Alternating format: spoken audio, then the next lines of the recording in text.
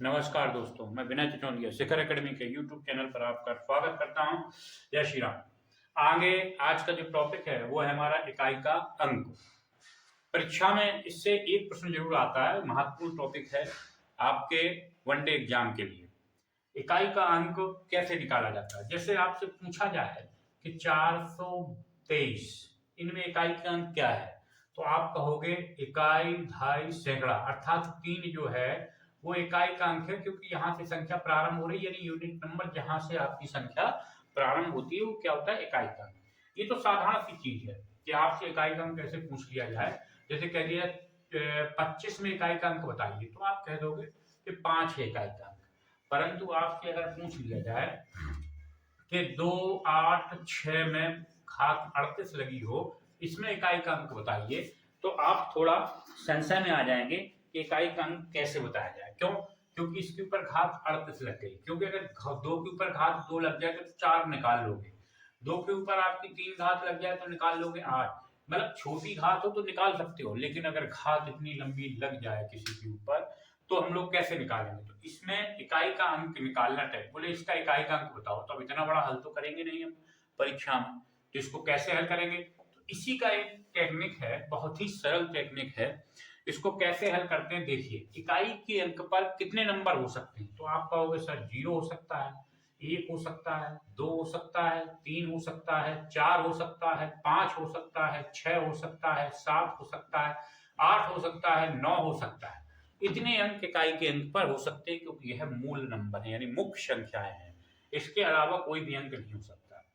अब ये नंबर इकाई के अंक पे हो सकते हैं। इनमें से कुछ नंबर जो बहुत ही अच्छे नंबर माने जाते हैं, 0, 1, 5, 6, इनको हमने अलग कर लिया। इन नंबरों को अलग कर लिया और जो शेष नंबर बचे, कौन कौन नंबर बचे आपके? 2, 3, 4, 7, 8, 9, ये जो नंबर बचे इनको अलग कर दिया, यानी 2 ग्रुपों में नंबरों को बांट लिया। ये नंबर क्या कहलाते हैं आपके? ये नंबर कहलाते हैं कि जिनके ऊपर अंक से चढ़ने से, यानी घात चढ़ने से कोई प्रभाव नहीं पड़ता, और इनके ऊपर घात चढ़ने से प्रभाव पड़ता है। क्या? इनके ऊपर मतलब अगर ये इकाई के स्थान पर हैं तो कितनी भी घात चढ़ी रहे, इकाई के अंक में किसी भी प्रकार का कोई परिवर्तन नहीं होता। जैसे 25 की घात 1028, 1028 चढ़ा है, फिर भी इकाई का अंक क्या रहेगा? 5। क्यों? क्योंकि हमने बताया कि 0, 1, 5 और 6, इनके ऊपर किसी भी प्रकार की घात चढ़ी रहे, इनके ऊपर किसी प्रकार का कोई फर्क नहीं पड़ता है। यह अपने उसी रूप में रहते हैं जिस रूप में यह इकाई के स्थान पर पाए जाते हैं। तो ये तो सरल तरीका हो गया कि भाई अगर ये अंक मिले तो हमें ज्यादा दिमाग नहीं लगाना है, इकाई अंक वहीं के वहीं रहेगा, किसी प्रकार का कोई परिवर्तन नहीं होगा। परंतु अगर इकाई के स्थान पर 2, 3, 4, 7, 8 पाए जाए तो क्या होगा? जैसे मैंने लिख दिया 23 की घात 46, पहले छोटे से चालू करके 46। अब यहां पर देखिए अंक क्या है? 3 है। अब ये 3 अंक जो है 0, 1, 5, 6, इनमें तो आ नहीं रहा, ये किसमें आ रहा है? इसमें। तो इनमें जब ये अंक आया 0, 5, 1, 6 के अलावा, तो तुरंत ही जो घात हमें मिली है ये, इसमें हम क्या करते हैं? तुरंत ही किसका भाग दे देते हैं? 4 का भाग दे देते हैं। 4 का भाग दिया तो 4 एकम 4, यहां पर 6 आ गया, फिर 4 एकम 4, तो कितना आ गया शेषफल आपका? 2। जो शेषफल बचा आपका, उसी को हम जो इकाई का अंक है 3, उसके ऊपर घात के रूप में चढ़ा देते हैं। क्या चढ़ा देते हैं? घात के रूप में। और जब घात के रूप में चढ़ा दिया तो 3 का स्क्वायर सबको पता होता है, क्या होता है? 9। अर्थात इसके इकाई का अंक जब ज्ञात करेंगे तो आंसर क्या आएगा? 9 आएगा। प्रश्न यहां भी उठता है कि भाई शेषफल में आपका 2 आएगा, 3 आएगा, 4 आएगा, 5 आएगा, 6 आएगा, 7 आएगा, 8 आएगा, कुछ भी आ जाए, 0 आ गया। अगर शेषफल में 0 आ गया तो क्या करेंगे? तो देखिए एक प्रश्न और बनता है कि अगर मैं इसको दूसरे टाइप से लिख देता हूं, कोई प्रश्न जैसे 27 जैसे मैंने लिख दिया 278 की घात 552। 552।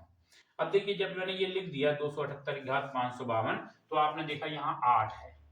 8 का मतलब हमें तुरंत ही घात में 4 का भाग देना पड़ेगा, तो हमने 252 में तुरंत ही 4 का भाग दे दिया। तो 6 चौको 24, 1 4 दिया 12। यहां शेषफल क्या आ गया? 0। शेषफल जैसे ही 0 आया, शेषफल जैसे ही 0 आया नीचे दिखाई दे रहा है, शेषफल जैसे ही 0 आया, हमने 8 के ऊपर घात क्या चढ़ा दी? हमने 8 के ऊपर घात चढ़ा दी आपकी। अगर शेषफल 0 आया तो हम लोग इकाई के अंक पर क्या घात चढ़ाएंगे? इकाई के ऊपर हम लोग 4 घात चढ़ाएंगे। क्या घात चढ़ाएंगे? 4 घात। 8 का स्क्वायर तो सबको पता है कितना होता है? 64। 8 का क्यूब सबको पता है कितना होता है? 512। लेकिन 8 का की घात 4 पता नहीं, तो गुणा कर लो।